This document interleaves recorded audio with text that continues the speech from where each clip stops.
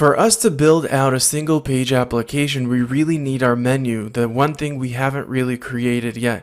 So let's start by creating our navigation and start thinking the planning process of how do we want our navigation to actually work.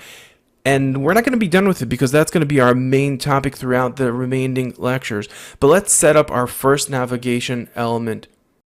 Okay, let's continue and get our navigation in as well. And with the magic of the internet and technology, I created the file already in advance.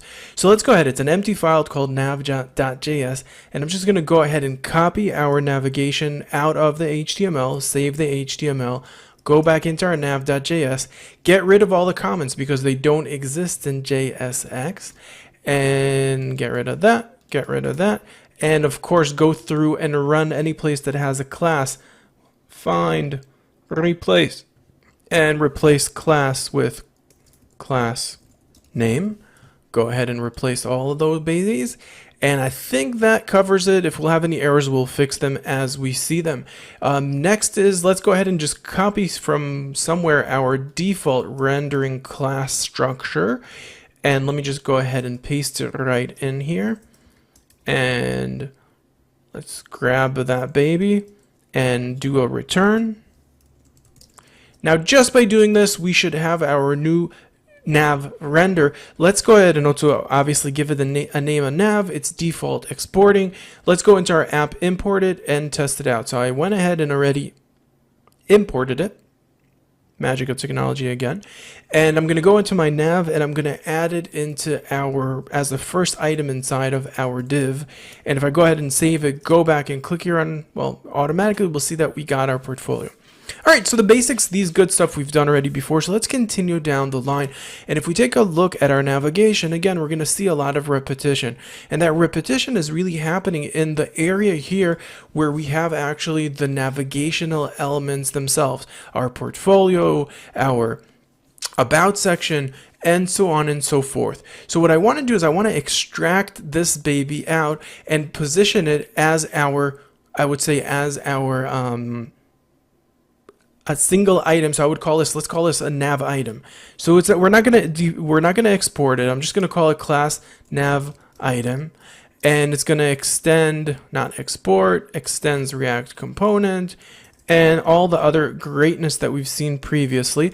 Only this time around, I'm gonna go ahead and attach to it basically one of these items. So I could see that class names change, and I could see that class names change. Okay, so if the class names change, what I'm going to do is I'm going to have it by default set up to be page scroll, unless, remember when we did our default. So let's go ahead and set a default class name. How do we set up that default class name? If you recall, when we were working just last section inside of our footer, what we've done was create a default props, which was a static variable. And that's exactly what we want to do inside of our nav. So I'm just going to copy it, but instead of a title or content, I'm just going to have here our class name. And to set our class name, I'm going to set that default to be a page scroll. Although technically we're not really doing much with it right now. It's just for the sake of practice. So we have here a default for that class. Now that we have a default for the class, we could go ahead and copy one of those LIs. Only this time around, when we're returning that LI, first of all, I don't have to put this in anymore as a default. But what I could do is I could just go ahead and set here, hey, by the way, this.props. So all the props that will come through will be assigned to that LI, and among them, the class name will always be assigned. So if no props are sent in besides that, so it's going to send it in. And even if the properties are not being used, it's completely fine. Now, when we're taking a look at here, we'll see that we have here two elements. One is an ID and the other is a title. So those don't really need any defaults, but we could definitely go ahead and set here for our about. I'm going to go ahead here and just set here this.props. And you know, let me take a look at our data structure that we already created in our app. Let's take a look. Where was it, in the app or is it in the client? Yeah, in the client. So we have link, we have name. So let's use the same type of structuring, link and name.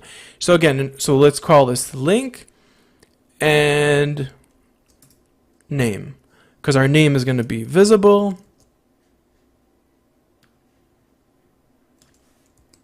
Beautiful. Just to keep with some sort of a convention. Beautiful. So now that we have this item, let's go ahead and actually implement it. So if we go and try to implement it in our nav item, so first of all, for this original first item, we definitely want to send in a class name because we're going to set it to be hidden, which is different than the rest. The next item, we want to set a title we don't need to, or a name we don't need to because it's not using one in this one, but we definitely need a link. So let's go ahead and set here our link to be this top page item, and let's just have it self-enclosed, and we created our first nav item. Beautiful. Let's go ahead and create our next nav item. Our next nav item doesn't need a class name because it has already a default of page scroll. Our link is portfolio, and we have here also a name, and that name will be portfolio. Fabulous. And let's do the next one. It's going to be very similar. Let's duplicate it twice. And we have your about in one. We have your contact in the other. And we could delete all that, and let's give it a run and see if everything is still working.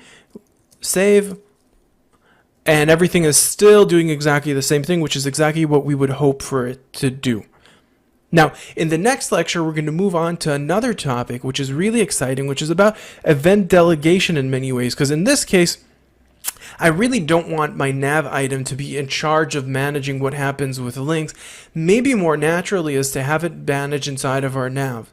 Moreover than that, it probably may even make sense to move it all the way to the top into our client or our app to decide what will happen whenever a click happens, because it affects all the other sections as we're going to build a single page application. In this lecture, we set up our navigation, our starting point to our navigation. In the next lecture, we'll talk about how do we bubble events in React and where do we want to monitor that state of change whenever the menu is being clicked on.